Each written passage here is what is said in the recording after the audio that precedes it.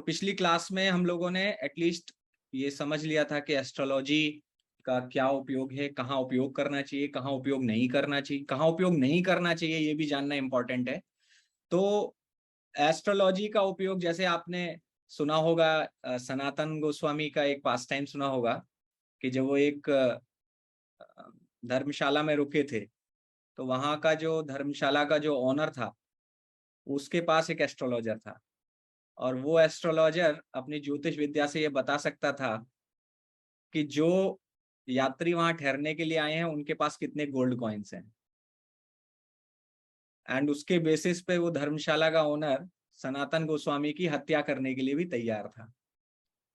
तो अगर आप किसी भी वैदिक शास्त्र का, उनकी विद्या का उपयोग गलत कार्य के लिए भी करना चाहेंगे तो भगवान उसको अलाउ करेंगे, लेकिन उसके रिपरकशंस जो होंगे वो हम सभी जानते हैं।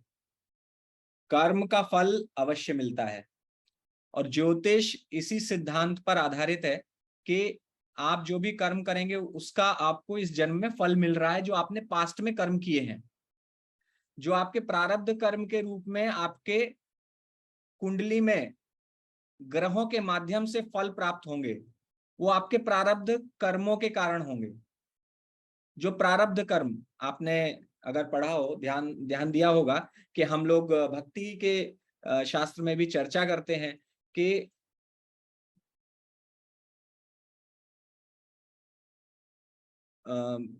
तो हम लोग भक्ति में भी इसको डिस्कस करते हैं। हाँ, तो हमारे प्रारब्ध कर्म जो होते हैं, प्रारब्ध कर्म कौन से हैं? जिनका हमारे पूर्व जन्म के वो कर्म जिनका फल हमें इस जन्म में प्राप्त होने वाला है वो हमारे प्रारब्ध बनते हैं। और अप्रारब्ध वो हैं जो हमें इस जन्म में प्राप्त नहीं होंगे, यानी पूर्व जन्म के संचित कर्मों का पार्ट है, लेकिन वो इस जन्म में उनके फल आने वाले नहीं है। उनके फल किसी भविष्य वाले जन्म में आएंगे और इस जन्म में जिन कर्मों के फल आएंगे उनको हम प्रारब्ध कर्म कहेंगे।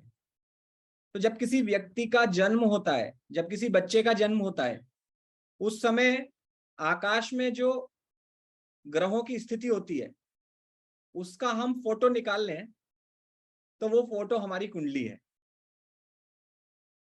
और आकाश में किस प्रकार से ये सब बटे हुए हैं वो हम उसके बारे में जानेंगे कि हम उनको रेफरेंस पॉइंट हम कैसे लेते हैं। मेन चीज है, अगर आप आकाश को देखेंगे, it is, you can consider it like a circle, एक वृत्त की तरह, सर्कल की तरह है जिसमें 360 डिग्रीज हैं। इनको हम ज्योतिष शास्त्र में हमारे ऋषियों ने उनको 12 भागों में बांटा है। 360 को, दिस इज वन डिवीजन, 12 भागों में बांटा है। तो अगर 12 भागों में 360 डिग्री को डिवाइड करेंगे 12 पार्ट्स में तो कितना होगा हर part? 30 degree. So this 30 degree is our राशि। तो हमारी जो राशि सिस्टम है वो 30 डिग्री का है। प्रत्येक राशि, देयर आर 12 राशि और प्रत्येक राशि 30 डिग्री की है।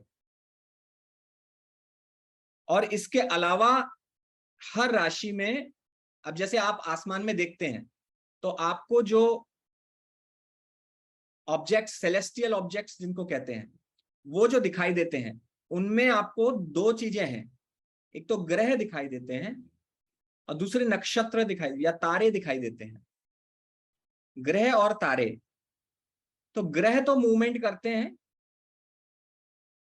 और जो तारे हैं वो मूवमेंट हमें करते हुए नहीं दिखाई देते, लेकिन आप आगे समझेंगे कि वो मूवमेंट भी करते हैं।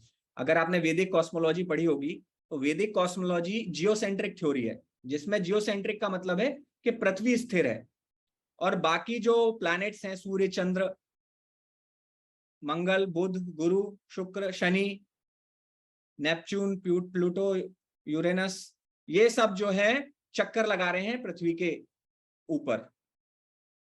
Actually this is geocentric theory, हम वैदिक कॉस्मोलॉजी में यही यूज करते हैं। और उसके अकॉर्डिंग ये सारे प्लैनेट्स घूम रहे हैं एंड ये सारा जो राशियों का चक्र है, जो मैंने 12 राशियां बताई, जो आपने आकाश को 360 डिग्री को 30 डिग्री के 12 पार्ट में डिवाइड किया है, वो पूरा पार्ट भी गोल चक्कर लगा रहा है। आजकल के एस्ट्रोलॉजर्स को अगर आप बाहर कहीं एस्ट्रोलॉजर्स से सुनेंगे तो आपको ये यूज नहीं करते हैं वो, बिकॉज दे यूज जो हमारा अभी जो साइंस की थ्योरी है कि पृथ्वी सूर्य के चारों ओर चक्कर लगा रही है, सूर्य को स्टेशनरी मानते हैं, सूर्य को स्थिर मान के पृथ्वी उसके चक्कर लगा रही है ये। लेकिन आप अगर रिलेटिव जो हमारी रिलेटिव वेलोसिटी का जो हमारा सिद्धांत था कि किस प्रकार से हम एक ऑब्जेक्ट को, अगर दो ऑब्जेक्ट अगर चल रहे हैं, दोनों मूवमेंट कर रहे हैं, अगर आप एक को स्टेशनरी मान लेंगे तो आप दूसरे, केवल उसको स्टेशनरी मान के दूसरे की स्पीड बढ़ा देंगे तो आपको सेम सॉल्यूशन आप उससे भी निकाल लेंगे, यानी एक को स्टेशनरी मान के दूसरे को घुमा के, और यदि दोनों को चला के आप कर पा रहे हैं तो आप उससे भी सॉल्यूशन निकाल सकते हैं।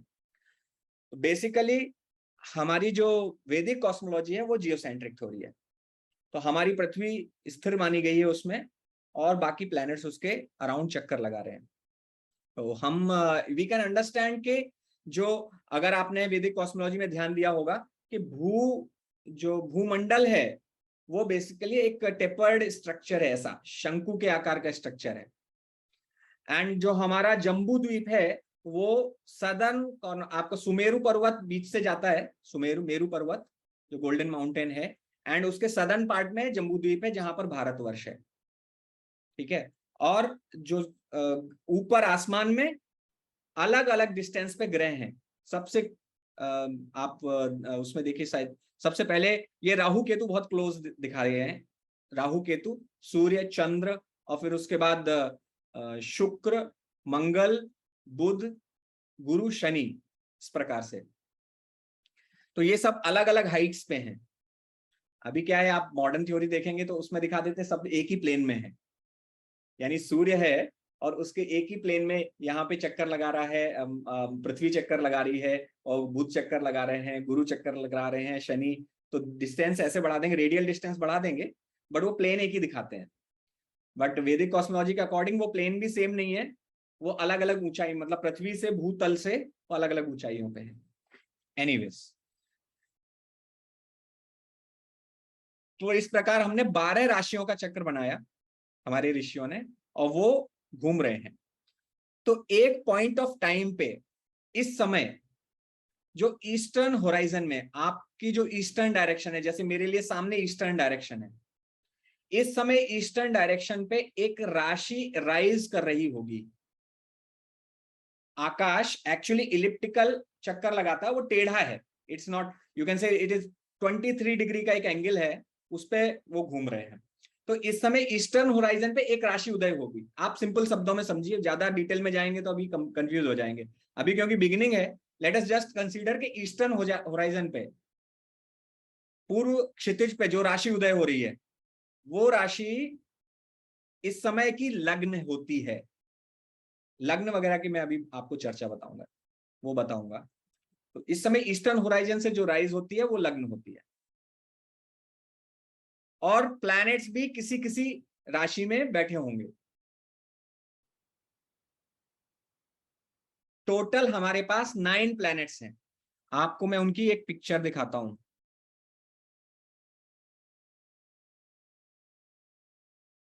मेरी स्क्रीन दिखाई दे रही है?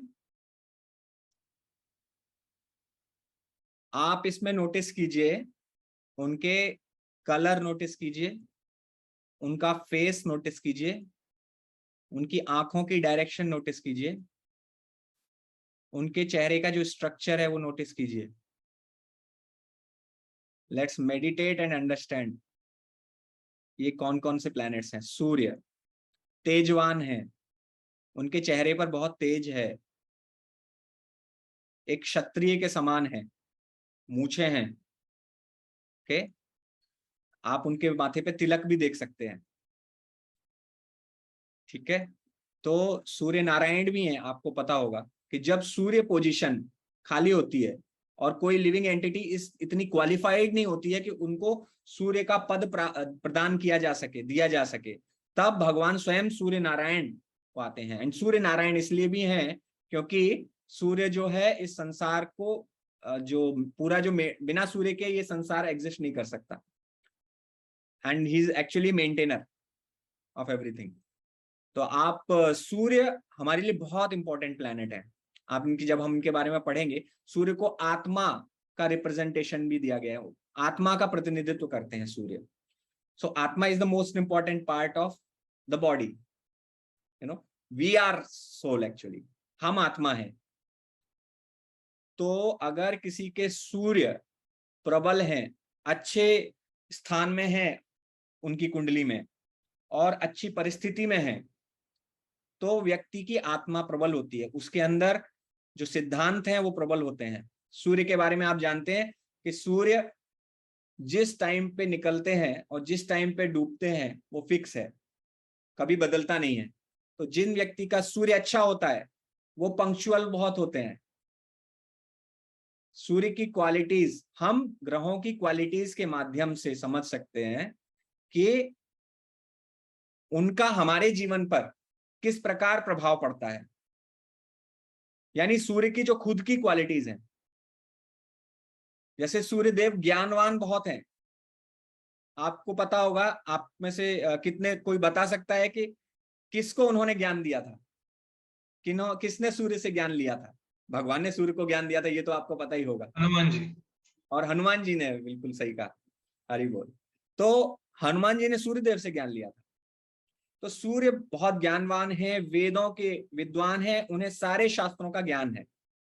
ठीक है, तो ये चीजें आप नोट मतलब ध्यान रखिए, ये हमारे काम आती हैं प्रिडिक्शन में।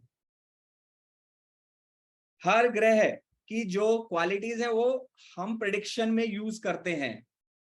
आपके साथ मैं जो भी चर्चा करने वाला हूं, आपको जो भी दिखाई देता अपनी स्क्रीन पर, सपोज जो उनका चेहरा दिखाई देता, जो उनका स्ट्रक्चर दिखाई देता, उनके देखने की नजर कहाँ है, वो जो दिखाई देती है, उसका भी यहां पर प्रिडिक्शन में यूज होता है। आप इसको समझेंगे। और ये क्षत्रिय हैं, राजा हैं सूर्य। अगर कैबिनेट जो मिलती है तो राजा का पद सूर्य को मिला है। एस्ट्रोलॉजी की जो कैबिनेट है उसमें राजा का पद सूर्य को मिला है। तो राजा दंड भी देता है। तो जब दंड देता है राजा, तो राजा को क्रूर बनना पड़ता है। इसलिए सूर्य एक क्रूर ग्रह भी है। He is very very cruel when it comes to following the rules and regulations, following the discipline. He has to enforce, उनको जोर लगा के डंडे के बल पे वो करते हैं। आप चंद्रमा को देखिए, चंद्रमा का जो फेस है वो स्त्री का फेस है, राइट? और very beautiful, moon is very beautiful. और आपको चंद्रमा की कलाएं, आपको पता है चंद्रमा कला भी बदलते हैं अपनी। जब कृष्ण पक्ष होता है तो वो धीरे धीरे कम होते जाते हैं, उनके पक्ष बल में वो कमजोर होते जाते हैं। और जब शुक्ल पक्ष होता है तो पूर्णिमा तक वो अपना पूरा आकार लेते हैं, गोल आकार। तो ये कथा तो आपको मालूम होगी, हम इसके बारे में चर्चा भी करेंगे बाद में जब हम चंद्रमा का अध्ययन करेंगे। ठीक है, शर्मीले स्वभाव के। ओके, अभी हम मोटा मोटा समझ लेते हैं। मंगल, मंगल भी एक क्षत्रिय है, मीडियम क्षत्रिय। जैसे सूर्य राजा वाले हैं तो मंगल सेनापति वाले क्षत्रिय हैं। इन्होंने मुकुट लगाया हुआ है एंड इनके चेहरे पे भी तेज है and is very active actually. उनका कलर देखिए, सूर्य का कलर जैसे गोल्डन है, सूर्य का कलर, इनका कलर लाल है, इनकी आंखें भूरी हैं। मरकरी, उनका जो है कलर ग्रीन है, तिरछे देख रहे हैं।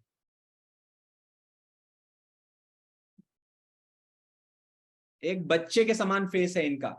तो एक्चुअली बुध जो है वो प्रिंस हैं, राजकुमार हैं।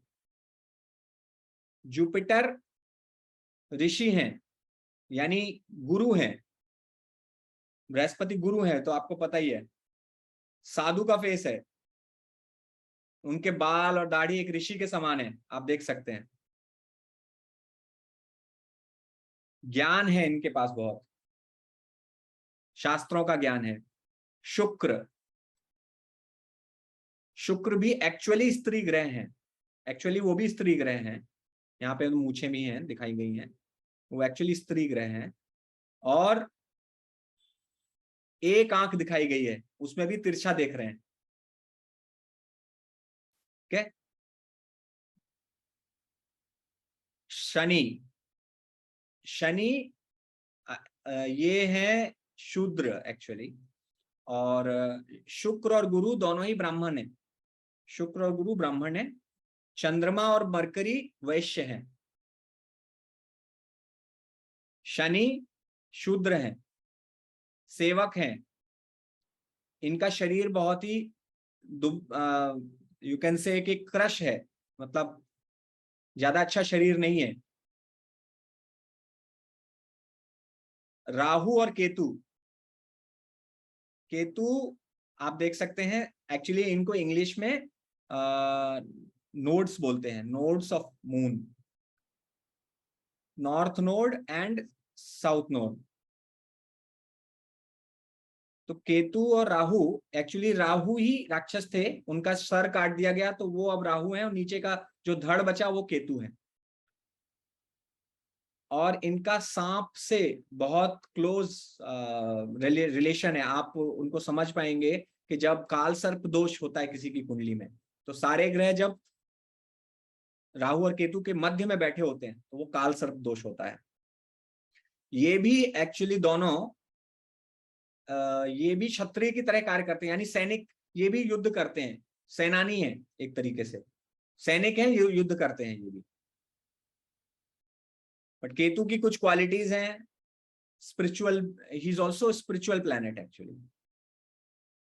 ठीक है, तो अभी हम इन जिस्ट हम संक्षेप